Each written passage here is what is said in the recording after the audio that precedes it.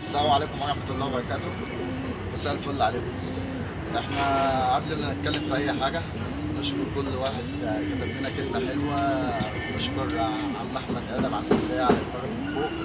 نشكر أي حد بيعلق لنا بيدينا ملحوظة الكلام ده وكده اهو. الناس اللي هي كانت بتتكلم على المواعيد الكلفة والكلام ده واحنا ردينا عليهم في الفيديو اللي فات، أنت فاهم؟ وفي كومنتات جات لي بيقول لي طب أنت بتقول إزاي أنا أعرف أطير حمام اللي بيرسى في البلكونه وكده. قلت لك يا باشا في اول فيديوهات قلت لك اللي بيرسى على عشه زي بلكونه زي مشوره في اي حته تعرف تطير حمام ادام الطريقه سليمه.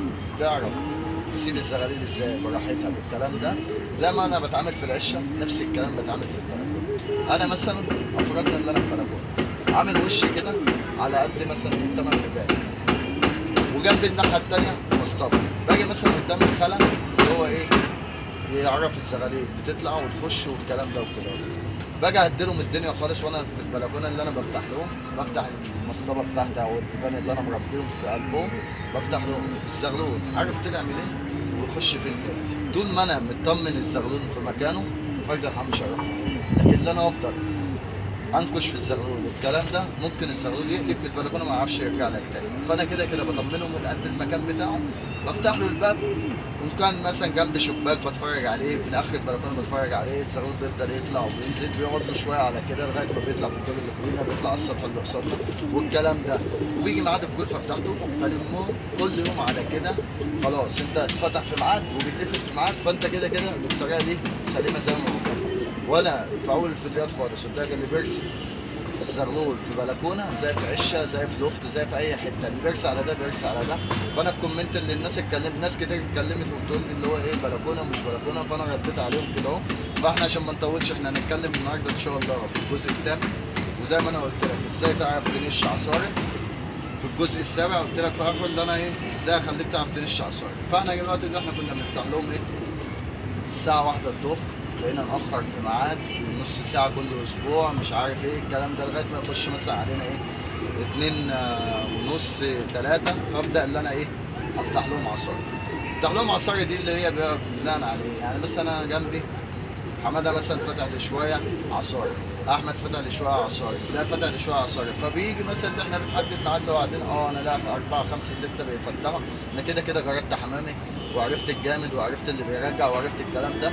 فبكون حددتهم عارف بقى اللي هو مثلا ايه عامل 20 واحده عامل 25 واحده اللي هم بقى بيعتبروا اللي بجربهم العصاري بتوعي. بطلع بياخدوا بيمشوا بيكونوا عارفين مشوارهم انت فاهم، بيمشوا يقعدوا لي بنص ساعه بيبقى المجال متشافع بس مش مجال بمعنى اللي هو تماسي، لا مجال عصاري. فبيجي العصاري بتاعتي انت فاهم بيبقى واخدين والكلام ده وكده اهو. برضه فيهم حمام يعني ممكن مثلا فرد حمام بيصدق معاك اللي هو الصبح والكلام ده وكده، وفي حمام خايب وبيتضرب لك حمامه وبتمسك حمام والكلام ده كده اهو.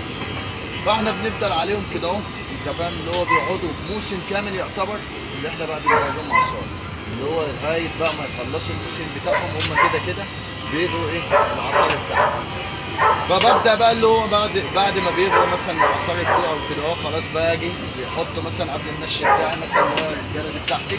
فباجي مثلا الساعه ايه بياخدوا الساعه بياخدوا ساعه ونص الكلام ده. الساعه 4 ببدا اللي انا الم ايه الحمام بتاعي، ودول شباب ما لهمش دعوه بحمام التماسي. فباجي اللي انا ايه اول ما بيحبسوا كل فرد حمام خلاص حفظ في قلب الباب بتاعه، فبتلفه في قلب الباب بتاعه كده اهو. ده كلفة الشاب اللي هو يعتبر زغلول اللي هم بعد العصر. يعني انا اخرت الميعاد بتاعهم كنت بكلف الزغاليل الساعة مثلا 3، لا دلوقتي انا بكلف اللي هو الحمام بتاع العصاري بتاعي ساعة، ما بكلفوش اخر النهار ولا بعد المغرب مع الحمام الكبير، لا الزغاليل بقيت مثلا اللي انا ايه في وقت اللي انا مثلا ممكن افتح ايه للزغاليل الصبح وبلمهم الساعة 2 عشان اجهز بتوع العصاري بتاعي. يبقى انا عندي مثلا 3 اللي انا بفتح لهم الصبح زغاليل بفتح لهم وباجي المهم على الساعة 2، والعصرية بجري الحمام بتاع العصاري وباجي المهم بتاع الساعة 4 انت فاهم بغرفته، وده الحمام بتاع اللي بتاعي. بفضل طول الموسم على كده الحمام ده بيجري عصاري. فمعنى اللي هو بيجري عصاري بيقعد موسم كامل اللي هو يفضل يجري معاه ايه عصاري. ما اجيش مثلا ولا ازودهم في تزويد حمام كبير في تماسي ولا الكلام ده، لا بيقعد السنة كاملة يا باشا او الموسم كله اللي هو بيجري عصاري. كده انا قلت لك ازاي هتعرف تجربهم عصاري انت فاهم، ويا ريت ايه الناس كلها تستفاد من بعضها. وبشكر كل اسره هوايه احمد ادم واسره هوايه كوتو ادم، وبشكر الناس كلها. وانتظرونا مع كل جديد مع علي ادم مش هتقدر تغمض عليك. والسلام عليكم ورحمه الله وبركاته.